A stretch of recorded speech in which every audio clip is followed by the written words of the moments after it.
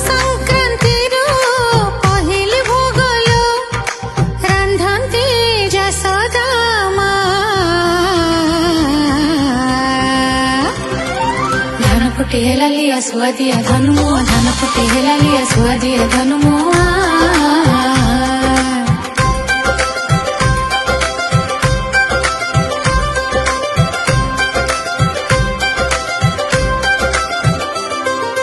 ଧନୁ ମାସରେ ତ ମା ମହାଲକ୍ଷ୍ମୀ ବାପ ଘର ଯାଇଥାନ୍ତି।